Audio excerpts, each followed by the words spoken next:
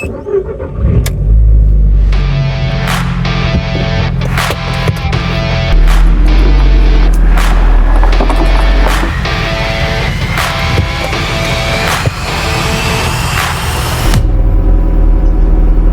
I've just bought a Mark 1 TT 225 and I'll show you around in a second. It's completely as I bought it. I haven't touched it, I haven't even washed it. I'll have a quick look round and then I'll go through the jobs list.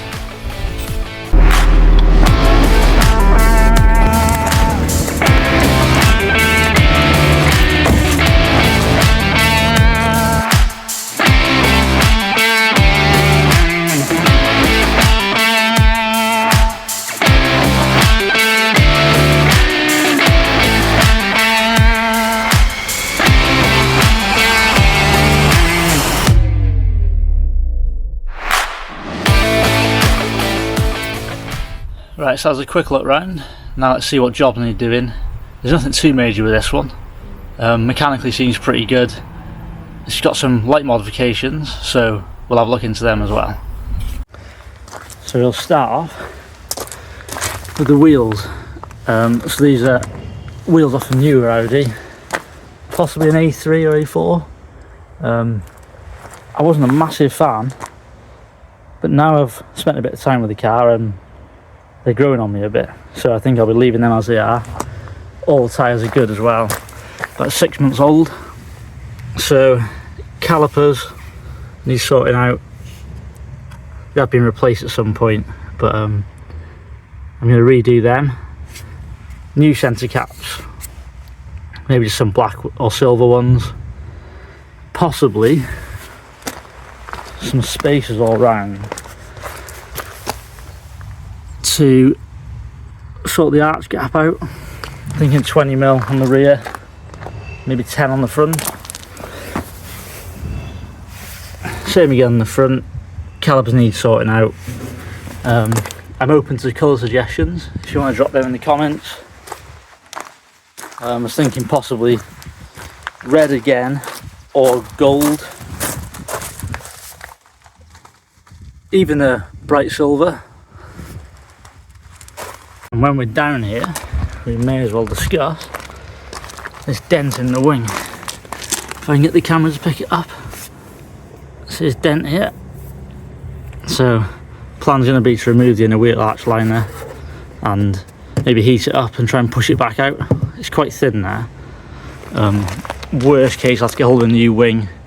They're about £70, but there's about 4 different blacks for these cars, so it can be a pain to get hold of in the right black. So yeah, let me know what your thoughts are on the caliper colour. Discs are good. I'll just black all this up when I'm behind there.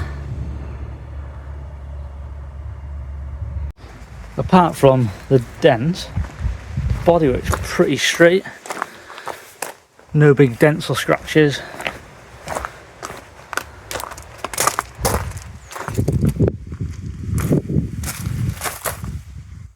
Just needs a stage 1 polish, cut back.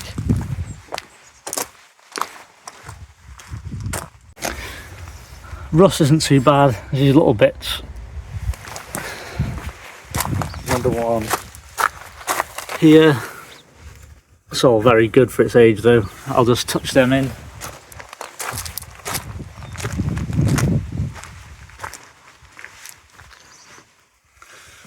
Replacing number plates with some nice fresh ones. Going to black this grill up. This is common on them, they go grey. I'll get that out and I'll do it satin black just to match the bottom grills.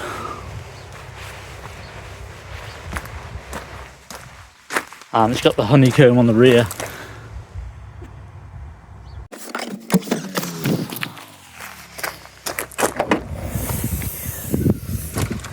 So the boot struts need replacing.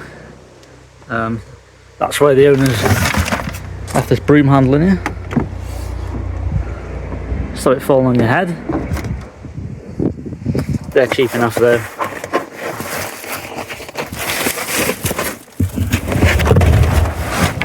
In the boot is all straight, nice.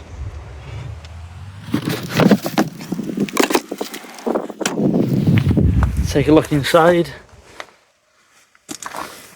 and it's all pretty straight. Seats are all good. That's just all the documentation in the back. One issue I do have is the radio not working. So the battery died as the owner was selling it. It was just a roadside sale, and doesn't seem to work now.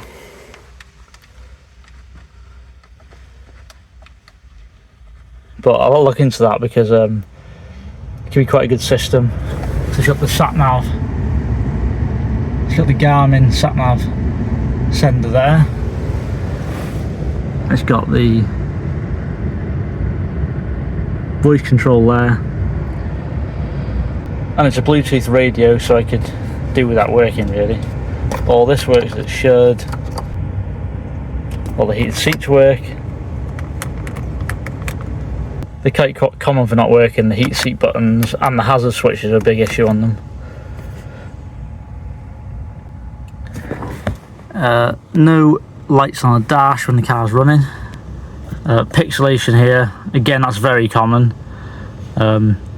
Possibly sort that, possibly not, depending on the cost. I was also told that the radio had a flip up screen, so this should flip up, and that's also linked to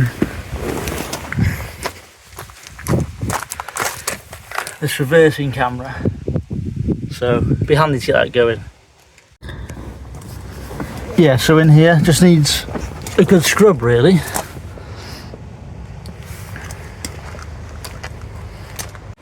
So it's also been lowered, and I can't tell if it's just springs or coilovers, but we'll see when I get the wheels off. So next we'll look into the modifications. Most of this is under the bonnet, so we'll have a look at that now.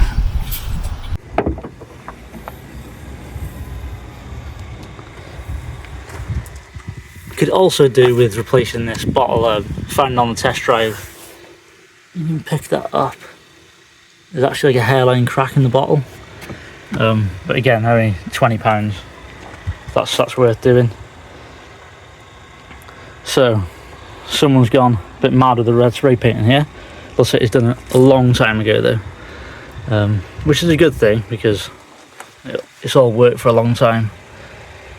We got a Louis Spence style strut covers and the forged cap. Even got a fancy oil dipstick. So it's got a TIP pipe, if you're familiar with the BAM engines. This is basically a stage 1.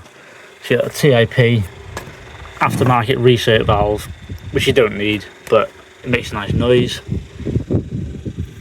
All the operated hoses need a really good scrub.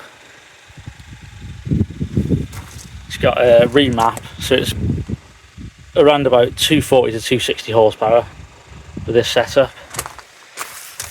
It's also got a cheeky front mount. Again, it's probably not needed on this horsepower, but it's handy if you're on boost for a long time. Keeps the intake temperatures low. So yeah, just a good scrub and a service here. Then I'm going to black all these up. Black or silver, but I haven't decided yet. Same with the strut brace, black or silver. But it's all pretty clean under here really. Previous owner had it 3 years, an older guy, and he hadn't done any of this, so I'll look through the receipts and see if I can find how long ago it was done. So I've just been looking through the paperwork for the car, and it looks like the majority of the mods were done about 12 years ago. So it did have a clutch, it had all the hull decks redone, spent quite a lot of money on it in 2012, so I'm quite happy with that because the car would have been worth reasonable money then. It would have only been 12 years old, so yeah, and they seem to be standing the test of time. Good quality parts. I am going to check that the boost is the correct PSI, just to check I've got no leaks or anything. It doesn't feel like I have, but it's an easy check. And then, yeah, I'll upload the jobs. I'll do the jobs.